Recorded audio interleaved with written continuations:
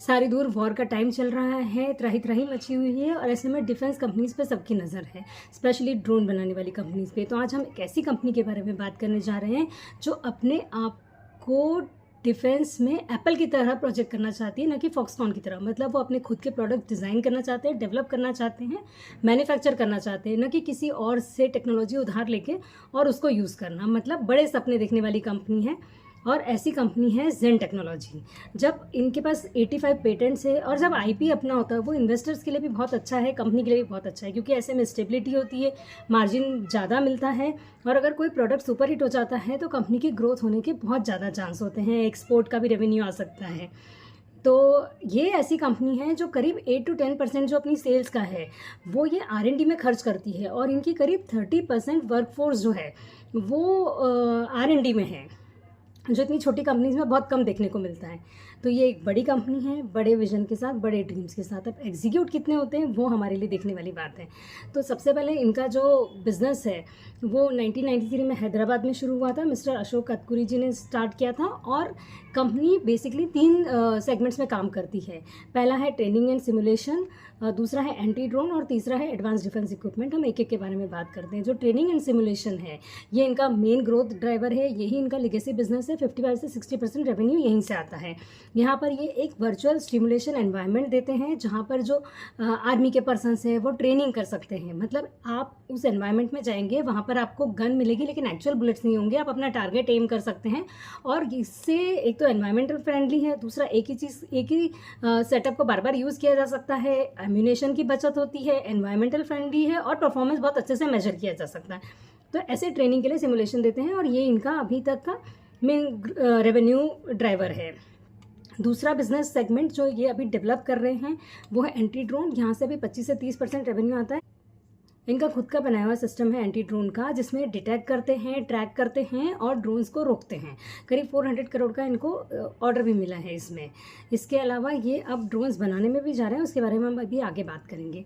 इसके बाद तीसरा जो सेगमेंट है वहाँ से अभी 5 से 10% रेवेन्यू आता है, लेकिन ये एक फ्यूचर ओरिएंटेड सेगमेंट है। इसमें ये अनमैन्ड व्हीकल्स, जैसे टैंक्स हैं, नेवल इक्विपमेंट्स हैं, ऐसे टैंक्स जिनके ऊपर गन लगी रहेगी लेकिन उनको रिमोटली ऑपरेट किया जा सकता है। मतलब किसी इंसान को जाने की ज़रूरत नहीं है और आप समझ सकते हैं आगे के वॉर इसी तरह लड़े जाएंगे। एक इन्होंने प्रहस्त नाम का रोबोटिक डॉग पे भी ये काम कर रहे हैं। वो डॉग ऑटोमेटिकली कंट्रोल कर सकता है, चेक कर सकता है, सर्विलेंस के लिए यूज़ किया जा सकता है बॉर्डर्स पे। इसके बारे में भी हम बात करेंगे। तो ये जो ट्रेनिंग एंड सिमुलेशन है ये अभी रेवेन्यू जनरेट कर रहा है। एंटी ड्रोन बहुत जल्दी उससे रेवेन्यू बढ़ जाएगा और एडवांस डिफेंस इक्विपमेंट भविष्य की तैयारी है।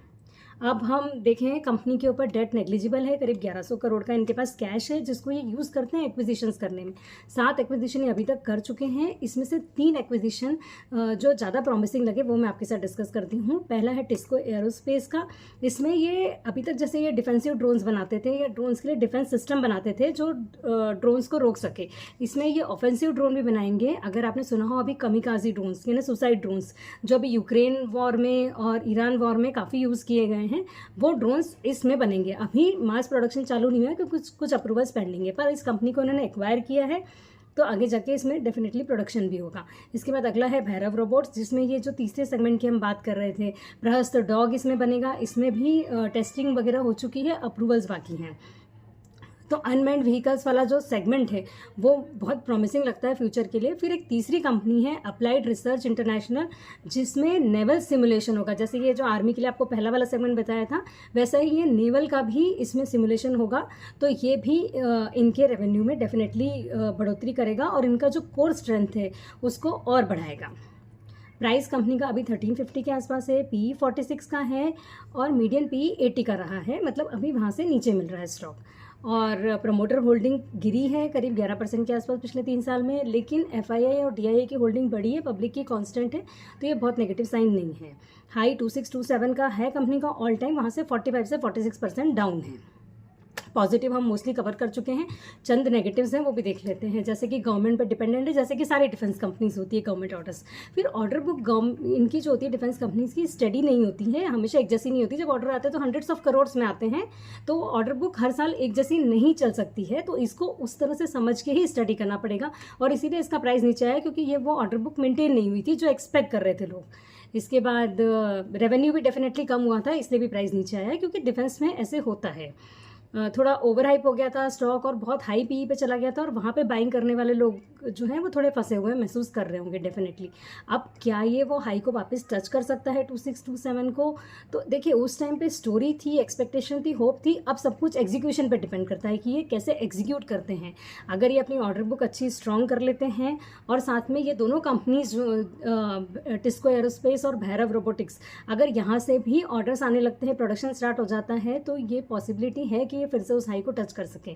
ऑर्डर बुक अगर इनकी देखें, हम FY21 में 150 करोड़ की थी, फिर 22 में 300-400 करोड़ की हुई, 24 में मैसिव 800 करोड़ की हो गई थी, और तभी ये हाई बना था जिसकी हम बात कर रहे हैं। फिर 25 में वो 600 से 800 करोड़ में ही रही, इसीलिए स्टॉक नीचे आ गया। अब 26 में हम देख रहे हैं कि 1400 करोड़ की ऑलरेडी इनकी ऑर्डर बुक हो चुकी है, which is a big positive.